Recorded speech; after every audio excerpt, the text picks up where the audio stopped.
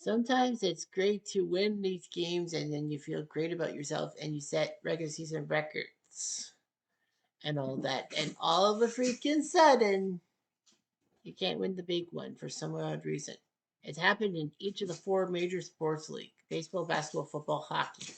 Baseball, you have the 2001 Mariners, 116 wins in the 162 game season. They didn't even get to the World Series. They fell to the Yankees in the ALCS. A lot of people had Yankee pride because, New York and 9/11. That was the same year.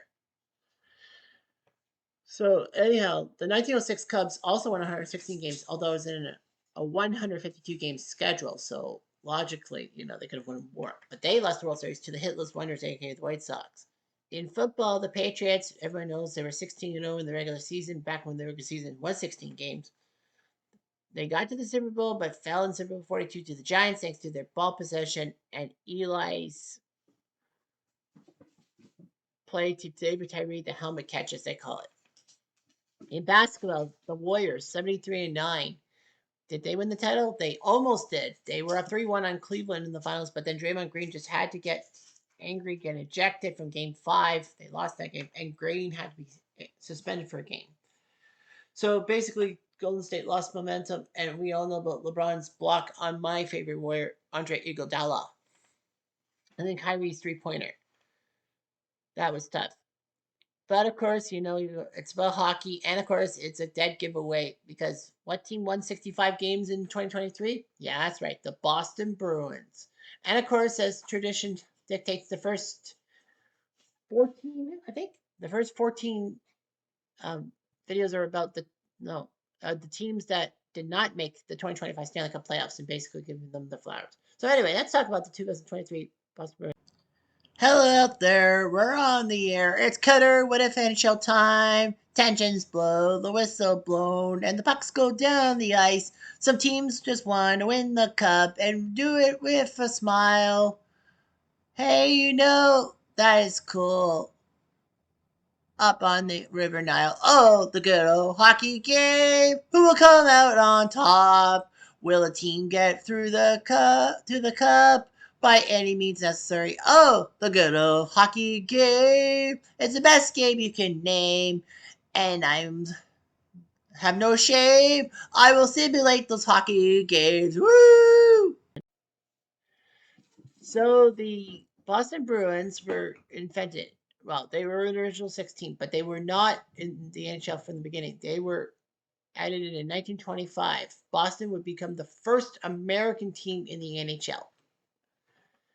So anyhow, a lot of people are like, what about Seattle in 1917? They won the Stanley Cup. Yeah, but they didn't play in the NHA/NHL. They played in the Pacific Coast League. So anyway, Boston got their franchise and all that. It was actually thought about because watching a Montreal Canadiens playoff game, Boston was like, we should get in on this. And thanks to Charles Adams, who was a good owner, and that's why the Adams division was named after him. He brought Boston prominence with that cute bear logo and brown and yellow stripes on the Boston jerseys. Kind of cool. So anyway, Boston aside, Boston did their job and they were decent. In 1927, they got to the final but lost to the Ottawa Senators. And unfortunately, that's when Billy Cotu of the Bruins got himself kicked out for life for about 20 years. Boston would try to trail along and be the best that they did.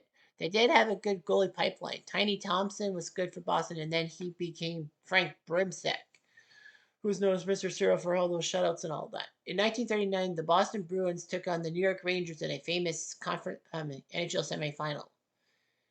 Boston was up 3-0. Mel Sudden Death Hill, as they call them, scored 2 overtime goals. But the Rangers came back to force it game 7, and unfortunately for the Rangers, the Bruins won in overtime thanks to Mel Hill. Yeah, Mel Hill, very skinny guy. And the Bruins ended up winning the Stanley Cup over the Leafs. The funny thing is, I'm thinking about 3-0 series leads and all that turning to a game 7. We nearly had that. As of this taping, the 2025 Leafs in the first round against the Senators were up 3-0, lost the next 2, but thankfully won it in 6. Nevertheless, The Bruins then in 1941 won the Stanley Cup. And few would realize that this would be the last time in 29 years that the cup would head to Boston. Boston had the crowd line of three people from, my hometown. Kitchener! As Woody Dumart, Bobby Bauer, and the big boy, Milt Schmidt, were your heroes. And they helped Boston out. Boston had some decent seasons with Jim Henry in the net. Boston got to a few finals, but they just couldn't find the magic to win the Stanley Cup and all that. The 50s, they were trailing Montreal and Toronto and Chicago along. So yeah, Boston was trying their best. Of course, Boston was involved in one of the most famous incidents in 1955 when Maurice Richard got mad at Boston's Hal Laycoe for hitting him with a stick. So he basically sucker punched Laycoe, hit him with a stick. And of course, Richard hits a linesman, and Richard got booted for the rest of the regular season and playoffs. So anyway, the fact still was that the Toronto teams were not there, but Boston was decent. Unfortunately, in the 60s, they fell flat. They, alongside the Rangers, would always be chasing Chicago, Detroit, New York, Montreal, and Toronto for talent and all that. Boston got lucky signing someone to a C form, a 14-year-old by the name of Bobby Orr, and put him to Oshawa. So back in the day when sponsorship of players happened and the draft didn't really happen, Orr was signed to a contract at 14 to go to Oshawa to play in the OHL. And that was Boston's farm club in Phil that.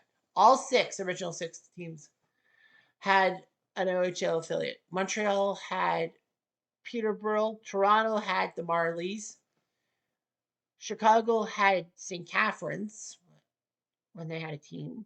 Detroit had, what did Detroit have in the OHL? Thinking Barry, but that can't be right. Well, anyway, Detroit had a stronghold. I think it was Hamilton. Yeah, and the Rangers had Kitchener. Nevertheless, Boston would get Orr, and then they were happy to get a massive trade in 1967 in their favor, as they managed to finagle Phil Esposito away from the Blackhawks. Yes, Phil Esposito was a Chicago Blackhawk. So anyway, that helped them out. He paired him with Orr, and of course, Johnny the Chief Busick, big play for Boston. So Boston looked good. Jerry Cheevers was coming in his own before going to the WHA for a few seasons and coming back like there was nothing happening. Boston in 1970 won the Stanley Cup because of Bobby Orr's antics. Of course, getting the pass from Derek Sanderson to score and being tripped by Noel Picard in the air in that iconic photo was there to see. The Bruins swept the Blues and finally won a Stanley Cup, the first title in 29 years. 1971, they were expected to repeat, but they blundered, losing to the Habitants. And a lot of people will probably be like, why is the 1971 Bruins not your what if? Well, trust me, when you win 65 games and you blow it, and you're number one in regular season wins in NHL history, I can't ignore it. I just can't ignore it. So yeah, the 77 Bruins faced Montreal in the first round, blew it in 7 games, including game 2 when they were up 5-1 and blew that lead. Nevertheless, the Bruins did win the Stanley Cup in 1972, and then few people realized how long the drought would be. Boston would chase in the 70s the Stanley Cup. They got Brad Park from Boston for Phil Esposito. They got the lunch pail gang, Stalin Jonovan and John Wenzik and Bobby Schmaltz. And of course, Don Cherry as head coach helped out a lot. Unfortunately, Cherry and Harry Sinton would fight constantly, and that ruined the team. Even though the Bruins got to the semifinals in 1979, took on the Habs and forced them to a Game 7 at the Forum. And Boston looked like they were going to win that game. Unfortunately, a stupid too many men penalty by Stan Jonovan. I hate to spill the tea, but Liam McGuire told me this himself. My ruined it, and the Bruins lost the game as Lafleur scored the tying goal on that power play, and then in overtime it was Yvon Lambert who said he was more famous than Guy Lafleur for 24 hours. Yep. Boston in the 80s would be pretty good. They got Ray Bourque in the draft. They got some key members like Cam Neely and trade for the Canucks, and Glenn Wesley The Bruins looked good in 88 and 90. They got to the finals but fell to the Oilers, juggernaut. Once without Gretzky. The Bruins would still fight on in the 90s and looked pretty good, but they just couldn't get over the hump and get to the finals and all that. They had a record of 29 consecutive regular playoff appearances from 1967, well, from 1968 to 1996, which is pretty impressive. Not even the Red Wings could hold a candle to that. So anyway, the Bruins in the 2000s were okay, but in 2011 the pieces fell. They lost every game in Vancouver. The first three games in Vancouver in that Stanley Cup final they lost, but they won the three games at home where it mattered. And in Game 7, Tim Thomas pitched to shut up 4-0. Bruins win the Stanley Cup first in 39 years this time. You know, the numerology. And Vancouver ride it again. The Bruins have been pretty dominant and all that, but they missed the playoffs this past year. They got rid of Marchand to Florida. You gotta keep Brad Marchand on the Bruins, no matter what you do. And Linus Olmark was traded to the Senators. And yes, he did well for the Senators, but maybe they traded him the wrong goalie. But that's how I feel. Anyway, let's look at the Bruins. Anyway, so let's look at the 22-23 Bruins season. This was the 99 season. 99 seasons of the Bruins. Bitch 8-1. Hit me. Sorry, that song always gets me there when I heard 99. Anyway, the 2023 Bruins were doing that. They fired Bruce Cassidy, the head coach for the previous 6 seasons, and got Jim Montgomery there. Montgomery, as of this taping, is leading St. Louis into the playoffs. Anyhow, David Krejci was back in Boston after spending a year in Czechia. They picked up Pavel Saka and would make a big trade for Tyler Bertuzzi. They won the Atlantic Division. They were the President's Trophy winners. Well, dude, when you win 65 games and get 135 points, who's better than you? So anyway, 65 wins, 12 losses, 5 overtime losses / shootout losses. They had the most consecutive home game wins to start the season, 14, the fastest team to reach 100 points and the fastest team to reach 55 wins. They actually went 22 straight home games without losing in regulation, but lost to the Kraken. So the Bruins looked pretty good, 65, 12, and 5. Now, there is a little bit of bias. Yeah, they took care of the record set by the 1977 Montreal Canadiens for points and for ties with the 2019 Lightning and 1996 Red Wings. The Bruins had something the Habs of 77 didn't have. Overtime. That's right. For all of Montreal being 60 wins, 8 losses, 12 ties. Those 12 ties signified that the game was tight at the end of regulation. Back then in the 70s, you couldn't have regular season overtime. It was only reinforced back in 1983. So anyway, the Bruins did their job and all that. So of course, as you can see in the paragraph, it says they joined the 2007 Patriots, 2001 Mariners, 1906 Cubs, and the 2016 Warriors. It's the all-time winningest regular season teams that did not win their league's championships. Unlike those teams, the Bruins lost in the first round. The Mariners made it to the LCS, and the other three made it to the championship games. That's actually true. Krejci and Patrice Bergeron would then retire. Anyway, Boston won the division by a lot. Toronto took second with 111 points. In the conference, well, in the wild card, the Islanders and Panthers both made the wild card. Pittsburgh and Buffalo missed by 1 point. Buffalo, poor guys. Not. Anyway, the playoffs happened. Bruins were up 3-1, and it looked fantastic for the Bruins. All they had to do was win Game 5 at home to the Panthers and then wait on Toronto versus Tampa. One problem, though. Linus Olmark makes an uncharacteristic goalie gaffe, and the Panthers survive to force a Game 6. Bruins say, no problem. We've won twice in Florida. Nope, they lost. 7-5. Game 7, no big deal. We decided to trade. Why don't we just get rid of Olmark and put Swayman in the net? Big mistake. Olmark should have been there for fixed for then. Swayman, his first appearance in the playoffs at Game 7. Unfortunately, though, it was Carter Verhaeghe who ended the day, April 30th, 2023. And the Bruins not only had 65 wins and choked and didn't even win the title, they lost with a 3 games to 1 lead. They were they were one of the few teams to actually have a 3-1 series lead and never choked it. Actually, no, they did with 2-4 Habitants. Nevertheless, a choke's a choke. Tyler Bertuzzi and Ben Marchand both had 10 points. No, Linus Olmark had 40 wins, Swayman at 24. You should have kept Olmark in because Olmark was pretty good and all that. Transactions. They got Pablo Saka from the Devils for Eric Holla. They traded away a first round pick to Washington for the one of Garrett Hathaway. They traded a fifth round pick to Minnesota for Orlov. They traded a first round pick in 2024 for Tyler Bertuzzi. And then at the end of the season, they got rid of Nick Marino and Taylor Hall to Chicago for Ian Mitchell and Alec Regula. Yeah, they got David Krejci back. They got Mitchell Miller back. Unfortunately for Mitchell Miller, was he the guy who has been out controversial?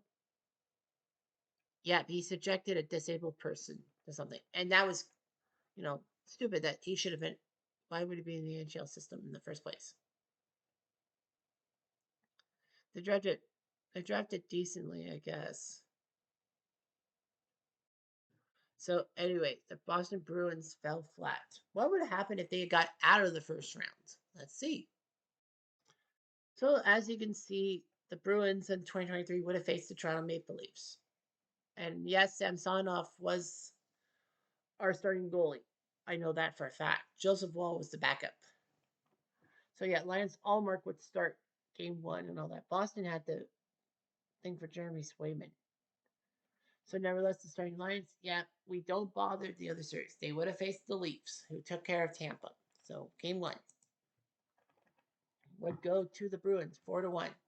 The Leafs got a goal by Willie Nylander, but Pasternak, Saka, Bergeron, and then Bergeron to wrap it in. Made it 4-1. Kelly Yellowcrock only creating 52 seconds for the Leafs. Timmy V. Littlegram a minute 46. Marciano 40 minutes. Wow. Everyone on the Bruins played 12 minutes. Everyone. Bergeron, Pasternak, and McAvoy are your 3 stars in game 1. Game 2 sees the Leafs do a little bit better, but fails. Austin Matthews gets a hat trick. And the Leafs are up 3-1, so the Leafs look like they are breaking it. Unfortunately for Austin, it didn't work out. The best scored, then Forbert, Nozak, Pasternak, Charlie Coyle, and then Joe Wall came in the net. And Pasternak scored to make it 6-3. David Comp, 11 minutes. Krejci, 13 minutes. So Wall doing better. I think the Leafs will change goalies. Pasternak, Matthews, and Marner are your 3 stars.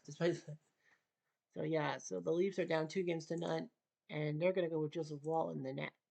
Might as well. Game 3 sees the Leafs get shut out as Trent Frederick and Pasternak score, but the Leafs are listless against Allmark. So the Leafs the Leafs are in deep trouble. 2-0 your score. Young probably Lindgren on the play in minute 43.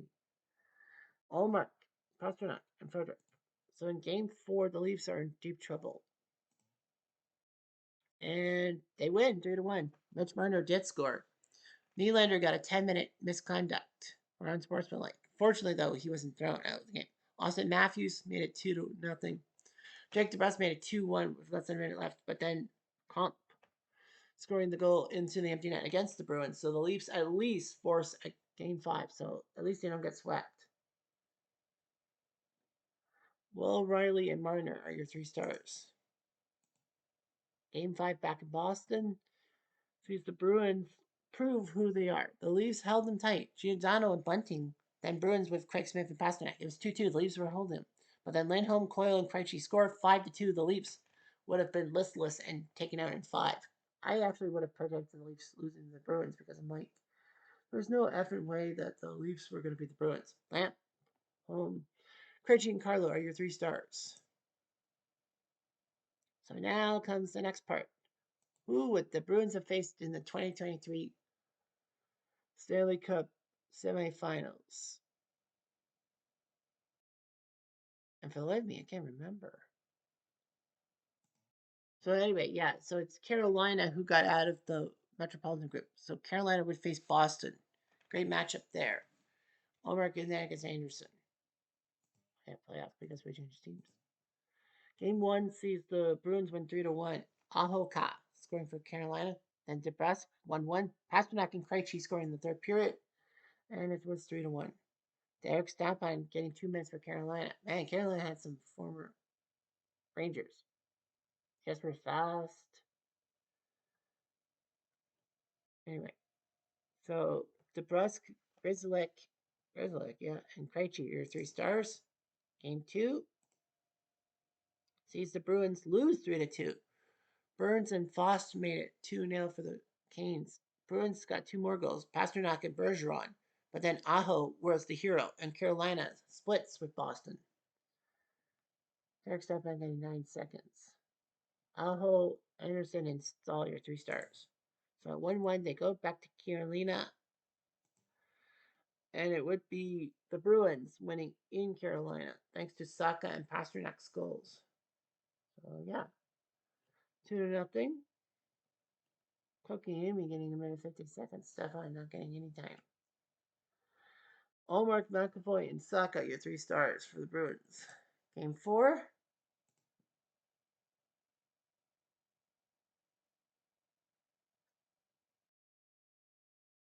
Saw Carolina win 4-2. Aho and Foss made it 2-0. Boston made it 2-1. Pasternak. Then Brett Burns made it 3-1. Nebraska made it 3-2. And then Stefan Nilsson made it 4-2. So the Bruins and Canes are going to at least a game six. Aho, Anderson, and Burns. So the question remains, when do you take Allmark out? I don't know. Game five sees Boston win. Snashnikov and Chatfield for Carolina, but Marchand scoring twice with Pasternak getting the other goal. So Boston's up 3 games to 2 and won 3-2. Numerology: Marchand, Pasternak, and Bergeron. Back to Carolina, and it would be Boston winning in overtime. Saka and Shashikov scored Boston, and then Pasternak and Aho usually. But Jake DeBrusque at 3:41 of overtime scores the goal, and the Bruins win Game 6 in overtime and send Carolina out. So it's Boston going to be in the final. Saka, Pasternak, Shashikov. So Boston would host the 2023 Vegas Golden Knights. And who was in net? Aiden Hill was in net, right? Yeah. If Jonathan Quick is back up.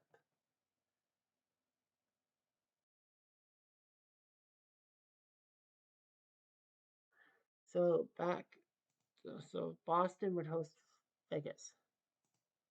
Game one sees the Bruins win 3-1 as William Karlsson did score for the Golden Knights.